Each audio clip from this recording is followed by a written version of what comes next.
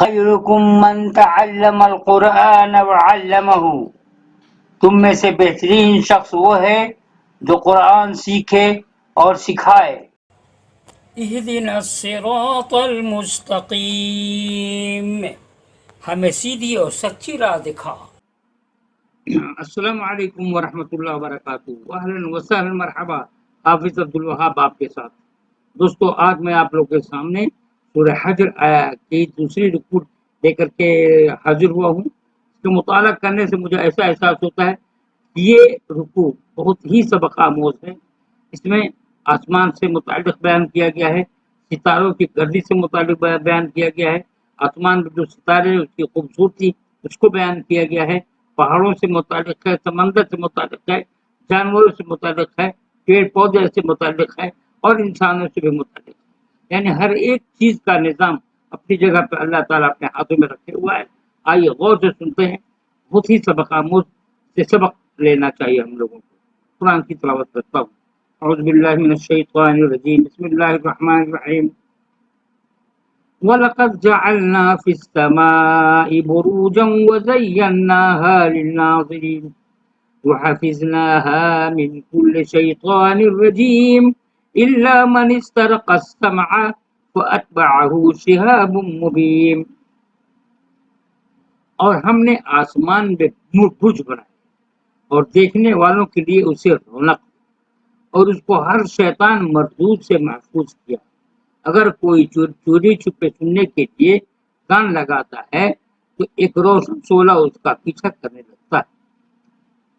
آئیے تفسیر دیکھتے ہیں۔ کائنات میں بے شمار ستارے پھیلے ہوئے ہیں، مگر یہ ستارے مجموعوں کی صورت میں ہیں۔ ہر ایک مجموعہ کو ایک کہکشاں کہا جاتا ہے۔ ہو سکتا ہے کہ بروج سے مراد یہ کہکشائیں ہوں۔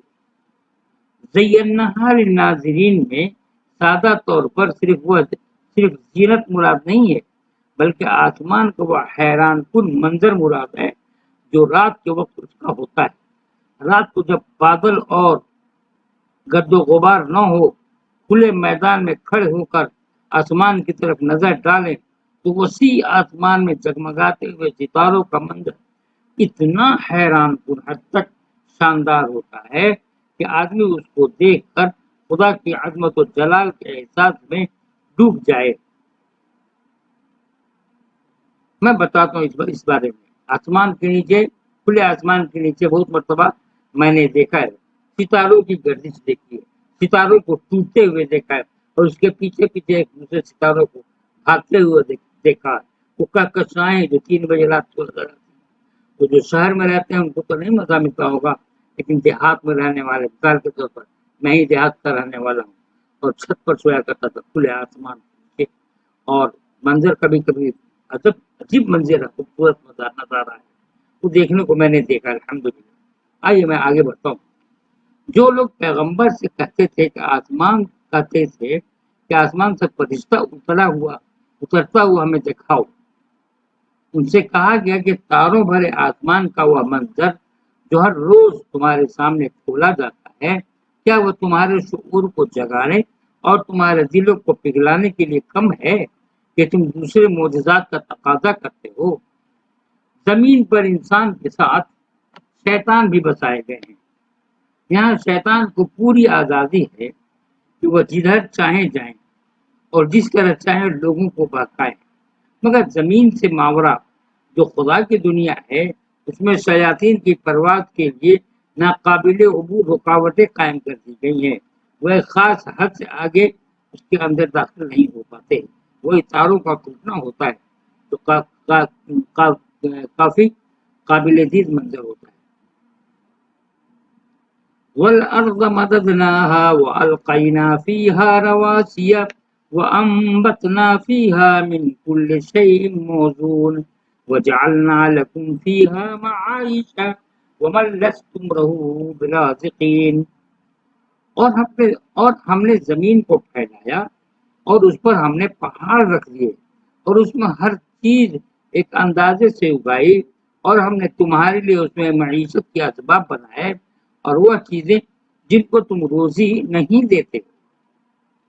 جغرافی مطالعہ بتاتا ہے کہ زمین ابتداً خشک گولے کی صورت میں تھی، پھر وہ پھٹی، جس کی وجہ سے سمندر کی گہرائیاں پیدا ہوئیں اور ان میں پانی جم گیا۔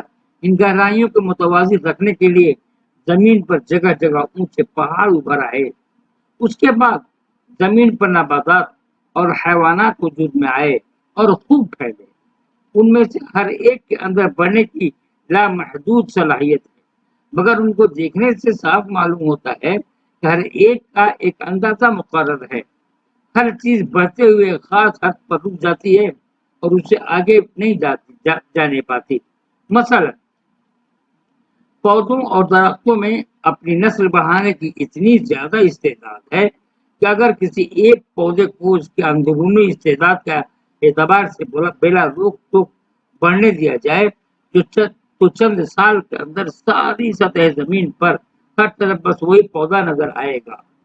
کسی دوسری چیز کی یہاں کوئی جگہ باقی نہیں رہے گی۔ مگر ایسا معلوم ہوتا ہے کہ کوئی زبردست ناظم ہے جو ہر ایک پر کنٹرول قائم ہوئے ہے۔ یہی معاملہ حیوانات کا ہے۔ اس کے اندر بھی افزائش نسل کی لامحدود صلاحیت ہے، مگر ہر ایک کی تعداد ایک حد پر پہنچ کر رک جاتی ہے۔ اسی طرح حیوانات میں اپنی جسامت بڑھانے کی استعداد اتنی زیادہ ہے کہ اگر پتنگے کو بڑھنے دیا جائے تو ہاتھی کے برابر ہو جائیں، مگر قدرتی کنٹرول ایک خاص حد پر کی جسامت کو روک دیتا ہے۔ اگر چیزیں اپنی حد پر نہ رکیں تو زمین پر انسان کی رہائش ناممکن ہو جائے۔ انسان کو اپنی معیشت اور تمدن کے لیے بے شمار چیزیں درکار ہیں۔ یہ ساری چیزیں عین ہماری ضرورت کے مطابق زمین پر مہیا کر دی گئی ہیں۔ ان تمام چیزوں کی فراہمی اور ہر ایک کی بقا کا انتظام خدا کی طرف سے ہے۔ اگر ہم کو انہیں ان کا رزق دینا ہو تو ہمارے لیے ان کا حصول ناممکن ہو جائے۔ وَإِن مِّن شَيْءٍ إِلَّا عِندَنَا خَزَائِنُهُ وَمَا نُنَزِّلُهُ إِلَّا بِقَدَرٍ مَّعْلُومٍ وَأَرْسَلْنَا الرِّيَاحَ لَوَاقِحَ فَأَنزَلْنَا مِنَ السَّمَاءِ مَاءً فَأَسْقَيْنَاكُمُوهُ وَمَا أَنتُمْ لَهُ بِخَازِنِينَ۔ اور کوئی چیز ایسی نہیں جس کے خزانے ہمارے پاس نہ ہوں، اور ہم اس کو ایک معین اندازے کے ساتھ ہی اتارتے ہیں، اور ہم ہی ہواؤں کو بار آور بنا کر چلاتے ہیں۔ پھر ہم آسمان سے پانی برساتے ہیں، پھر اس پانی سے تم کو سیراب کرتے ہیں، اور تمہارے بس میں نہ تھا کہ تم اس کا ذخیرہ جمع کر کے رکھتے۔ حد بندی کا اصول کائنات کی تمام چیزوں میں رائج ہے۔ ہوا ایک حد کے اندر چلتی ہے، حالانکہ خدا کبھی کبھی دکھاتا ہے کہ وہ آندھی بھی بن سکتی ہے۔ سورج ایک خاص فاصلہ پر ہے، اگر وہ اس سے اوپر چلا جائے تو زمین برف کی طرح جم جائے۔ سورج نیچے آ جائے تو زمین جلتی ہوئی بھٹی بن جائے۔ زمین کی کشش نہایت موزوں مقدار میں ہے۔ اگر زمین کی جسامت دگنا ہوتی تو اس کی کشش اتنی بڑھ جاتی کہ بوجھ کی وجہ سے آدمی کے لیے زمین پر چلنا مشکل ہو جاتا، اور اگر زمین کی جسامت موجودہ جسامت سے نصف کے بقدر کم ہوتی تو اس کی کشش اتنی گھٹ جاتی کہ آدمی اور اس کے مکانات ہلکے پن کی وجہ سے زمین پر ٹھہر نہ سکتے۔ یہی حال ان تمام چیزوں کا ہے جن کے اندر انسان رہتا ہے، اور ہر چیز کا ایک اندازہ مقرر ہے، وہ نہ اس سے گھٹتا ہے اور نہ اس سے بڑھتا ہے۔ زمین پر انسان اور تمام جانداروں کی زندگی کا انحصار پانی پر ہے۔ زیر زمین پانی کے ذخیروں سے لے کر فضائی بادلوں تک پانی کی فراہمی کا نظام اتنے عجیب اور اتنے عظیم پیمانے پر ہے کہ جس کا قائم کرنا ہرگز انسان کے بس میں نہیں ہے۔ اس عجیب اور عظیم انتظام کو خدا مسلسل عین انسانی ضرورت کے مطابق قائم کیے ہوئے ہے۔ انسان ایک بے حد نازک مخلوق ہے۔ اس کے ماحول میں کوئی فرق اس کی پوری ہستی کو توپالا کر دینے کے لیے کافی ہے۔ ایسی حالت میں بے شمار اجزاء کی ایک کائنات لاتعداد امکانات کا حامل ہونے کے باوجود اسی مخصوص امکانی اندازے پر قائم ہے۔ جو انسان جیسے ایک مخلوق کے لیے مناسب ہے۔ یہ اعتدال اور تناسب ہرگز اتفاقی نہیں ہو سکتا۔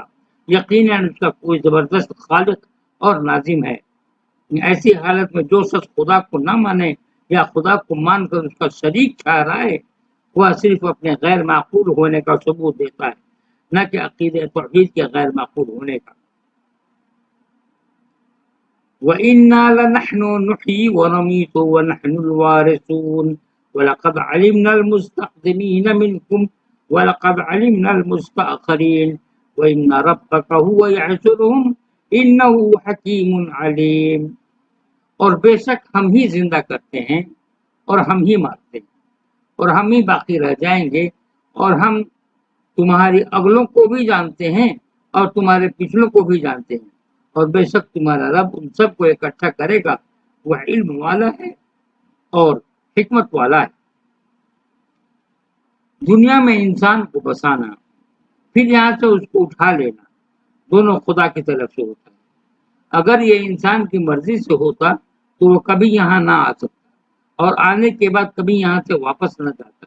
اسی سے یہ بھی ثابت ہے کہ انسان کی پیدائش سے پہلے بھی زمین و آسمان خدا کے تھے اور اس کے بعد بھی وہ خدا کے رہیں گے۔ زمین پر انگنت چیزیں ہیں، مگر ہر ایک کی ایک انفرادیت ہے۔ ہر چیز وہی خاص اور متعین ایک کردار ادا کرتی ہے جو اس کو ادا کرنا چاہیے۔ اس سے ثابت ہوتا ہے کہ زمین کا خالق ایک ایک چیز کا انفرادی علم رکھتا ہے، وہ ہر چیز کو اس کے اندر خصوصی وظیفہ میں لگائے ہوئے ہے، حتیٰ کہ ایک آدمی کے ہاتھ کے انگوٹھے پر بہت امپورٹنٹ حتیٰ کہ ایک آدمی کے ہاتھ کے انگوٹھے پر جو نشان ہوتا ہے وہ بھی تمام دوسرے انسانوں سے بالکل مختلف ہوتا ہے۔ ایک شخص کے انگوٹھے کا نشان پھر کبھی کسی دوسرے انسان کے ساتھ دہرایا نہیں جا سکتا ہے۔ ایسے قادر اور باخبر خدا کے لیے اس میں کیا مشکل ہے کہ وہ ہر آدمی کا الگ الگ حساب لے اور ہر ایک کے ساتھ وہی معاملہ کرے جس کا وہ فی الواقع مستحق ہے۔ دوستو، یہ تک ایک رکو مکمل ہو چکا ہے اور میں یعنی 26 تک 16 آیت نمبر 16 سے 25 تک 10 آیت ہے جو میں نے آپ کے سامنے سنا ہے۔ بہت خوشی ہو رہی ہے کہ آپ لوگوں کا رسپانس بہت ہی اچھا مل رہا ہے۔ میں نے آپ لوگوں سے گزارش کی سبسکرائب کیجیے اور شیئر کیجیے، یقیناً اس پہ کام کر رہے ہیں۔ اللہ تعالیٰ آپ کو جزائے خیر دے۔ اور اگر میں قرآن سن رہے ہیں اور دوسروں کے پاس بھیج رہے ہیں اور وہی سن رہا ہے تو آپ کو بھی ثواب ملے گا، آپ بھی ثواب کے مستحق ہیں۔ اس پیغام کو، قرآن کے اس پیغام کو عام کیجیے۔ میں نے یوٹیوب پہ دیکھا ہے سبھی لوگ اپنا دعویٰ تقریر وغیرہ کر رہے ہیں، لیکن کسی کتاب کو یعنی قرآن کے پیغام کو مکمل طور پہ کوئی نہیں سنا رہا ہے جیسا کہ مجھے لگ رہا ہے، یا کوئی ہو تو ٹھیک ہے، اللہ تعالیٰ انہیں جزائے خیر دے۔ سبھی لوگ کام کر رہے ہیں، میں بھی اس پہ کام کر رہا ہوں۔ بس دعاؤں کی درخواست ہے اور دعا کیجیے کہ میری صحت اچھی رہے اور میں قرآن کی تلاوت آپ لوگوں کے سامنے کرتا رہوں۔ دوسری بات، میری تعلیم عربی زبان میں ہوئی ہے تو میں عربی اسپوکن وغیرہ پڑھاتا ہوں۔ ماشاءاللہ آن لائن کلاسز میری چلتی ہیں، پونے میں ہے، بامبے میں ہے، دبئی میں بھی ہے اور سعودیہ وغیرہ میں ہے۔ تو جو لوگ عربی پڑھنا چاہتے ہیں ان سے رابطہ قائم کریں۔ میں سوچ رہا ہوں کہ ایک وقت ایسا رہے کہ سپوز صبح میں 7 بجے، شام میں 7 بجے کہ کم فیس لے کر کے عربی کی تعلیم حاصل کیا جائے۔ اور مجھے لگتا ہے کہ عربی اگرچہ یہ زبان ہے جس سے آدمی کما سکتا ہے اور انٹرنیشنل لینگویج بھی ٹھیک، لیکن مجھے لگتا ہے کہ عربی زبان کا سیکھنا بھی ایک عبادت ہے۔ اگر عربی زبان سیکھیں گے اور قرآن کے معنی و مفہوم کو سمجھیں گے تو کتنی خوشی کی بات ہے۔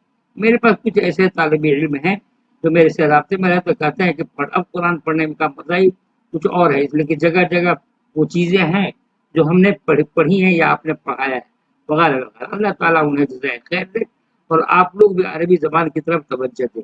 گھر میں کچھ لوگ ہوتے ہیں کہ مجھے عربی پڑھنے کا شوق ہے، میری خواہش ہے گھر میں ہر ایک بچے کو عربی زبان کی تعلیم دی جائے، اس لیے کہ قرآن سے بڑھ کر کوئی چیز نہیں۔